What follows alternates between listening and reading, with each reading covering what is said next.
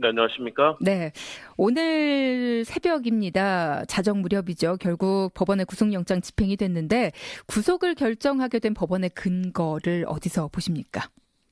네, 오늘 새벽 0시 2분부터 0시 18분 사이에 이제 동부구치소에 이동을 해서 수감이 됐습니다. 예. 결국 법원에서는 이 사안에 대해서 굉장히 구속 사유의 필요성이 인정이 된다. 그리고 범죄 혐의에 대해서 충분히 소명이 되었다. 그리고 더불어서 최근에 여러 가지 사건에 관련된 측근들을 회유함으로써 증거를 인멸할 우려가 있다라는 것을 법원이 구속영장을 발부하면서 적시를 했습니다. 다시 네. 말해서 범죄 혐의가 워낙 중대하고 이 부분에서 증거 인멸의 가능성이 있기 때문에 구속이 필요하다고 봤는데요. 굉장히 중요한 사안들을 이제 다뤘습니다. 역시 국가정보원 특수활동비의 상납 7억 원입니다. 그리고 삼성전자의 다스 소송비 대납액이 68억 원이고요. 예. 또 대통령 기록물 관리법 위반 혐의, 또 직권남용과 권리 행사를 방해한 혐의 등 모두 약 14개 정도, 그러니까 6개 범죄에 대해서 14개 정도의 혐의를 이제 검찰이 제시했고요. 이에 대해서 법원은 이것이 충분히 소명됐다라고 판단을 하고 결국은 구속영장을 발부했고, 그래서 헌정사상 네 번째죠. 굉장히 우리 역사로 봐서는 수치스러운 일이지만 대통령이 수감되는 그런 일이 어제부터 오늘 사이에 발생했습니다. 네. 결국은 구속이 됐단 말이죠. 이로 인해서 많은 분들이 생각하시는 게 이팔성 전 우리금융지주 회장에게도 명품백을 비롯한 금품을 제공받았다는 의혹을 받고 있는 김윤홍 여사에 대해서 검찰이 소환 조사를 하게 될까에 대한 의문입니다. 네, 하게 될 수밖에 없을 겁니다. 물론 사법 처리 여부는 이제는 역시 그동안에도 부부라든가 또는 부자지간 또는 모녀지간 이런 경우에는 가족을 함께 사법 처리하는 것은 사실상 꺼려왔던 것이 사실이거든요. 그러나 지금 혐의가 여러 가지가 나오고 있습니다. 국정원 특수활동비 10만 달러를 받았던 내용이라든가 또는 이팔성 회장으로 받았던 그 금액, 더불어서 다스의 법인카드 4억 원 정도를 김윤옥 여사가 사용했던 그런 여러 가지 정황들이 이제 검찰에서 확인이 된 상황인데요. 네네. 혐의들이 계속해서 나오고 있습니다. 더군다나 명품백을 받았고 거기에 또 3만 달러가 들어있었다는 새로운 내용들이 계속 등장하고 있기 때문에 검찰로서는 일단 혐의에 대해서 조사를 하지 않을 수는 없을 겁니다. 그렇기 때문에 최소한도 전직 영부인이었다는 점들을 고려해서 아마도 비공개로 소환해서 조사하는 방식으로, 그래서 과거에 다른 영부인들 조사도 그랬었는데요.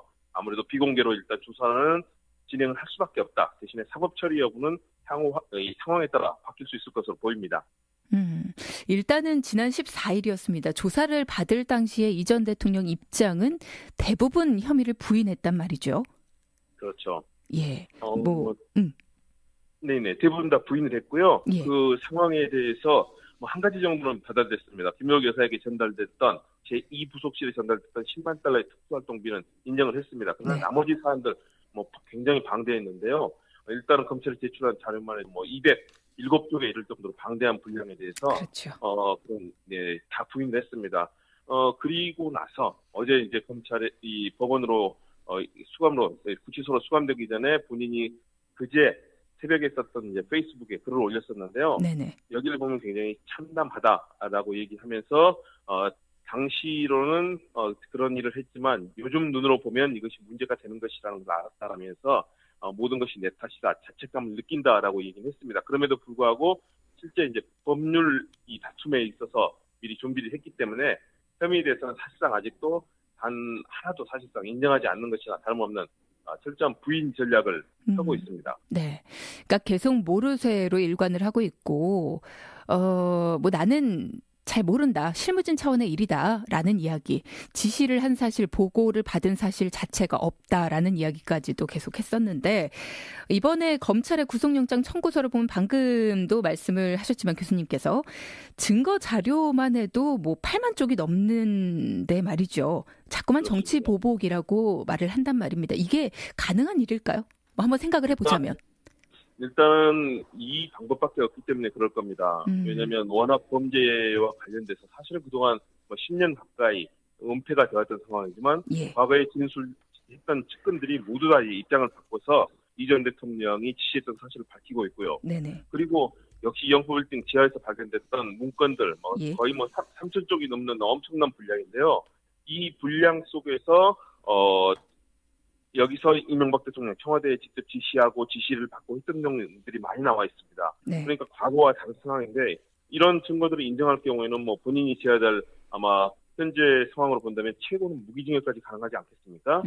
그런 상황에서 일단은 철저하게 소명할 수 있는 부분이나 또는 검찰이 밝혀내지 못하는 부분에 대해서는 부인하는 전략을 펼 수밖에 없는 상황이다라는 것이 이제 법률적인 관점이고요. 네. 그러나 역시 국가의 최고 지도자를 지낸 분으로서 명백하게 증거가 드러나 있고 이 부분을 검찰과 법원이 인정한다면 결국은 뭐 법적 처벌뿐만 아니라 본인의 스스로도 이 부분에 대한 국민에 대한 반성 그리고 참여가 사실 요구되지 않겠습니까? 그 당시 국가의 최고 지도자로서 국민을 대표했던 분이기 때문에 그런 책임감은 있어야 될 텐데요. 예. 그러나 일단은 역시 아무래도 현재로서는 법적인 이런 여러 가지 절차를 밟아야 되는 상황, 처벌을 받아야 되는 상황이 너무 엄중하기 때문에 네네. 역시 법률적인 변론 전략은 다르게 나가고 있는 것으로 보입니다. 예. 그 책임감에 대한 부분은 많은 분들이 공감을 하실 것 같습니다.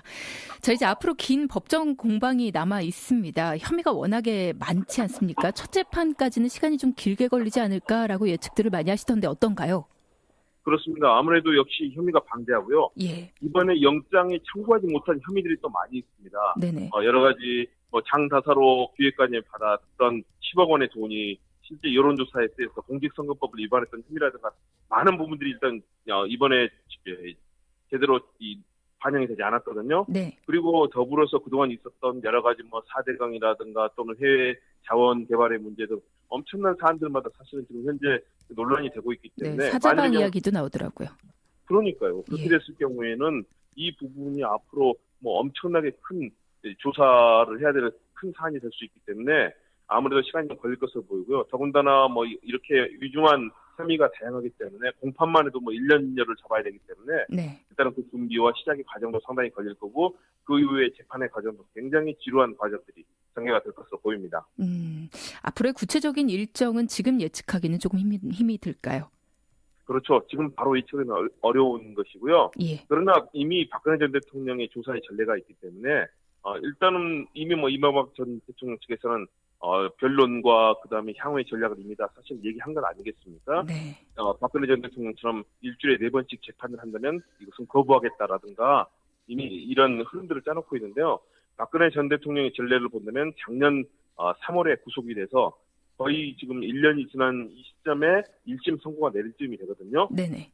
그런 흐름으로 판단을 해보신다면 역시 대략 1년에서 1년 반 사이 정도 시간이 길게 1심까지 갈 것이기 때문에 이 부분은 역시 또 굉장히 오랜 기간 아마 그런 또 새로운 혐의가 나올 경우에 더 길어질 수 있습니다. 그래서 검찰도 굉장히 신중하고 법원도 신중하게 이 사안을 더구나 헌정사상 4번째로 전직 대통령이 수감된 사례이기 때문에 아마 큰 신중하면서도 그러나 범죄 행위에 대해서는 철저하게 진상을 밝히겠다는 그런 입장을 내놓고 있는 것으로 보입니다. 네, 알겠습니다. 오늘 많은 얘기 건네주셨습니다. 고맙습니다. 네, 감사합니다.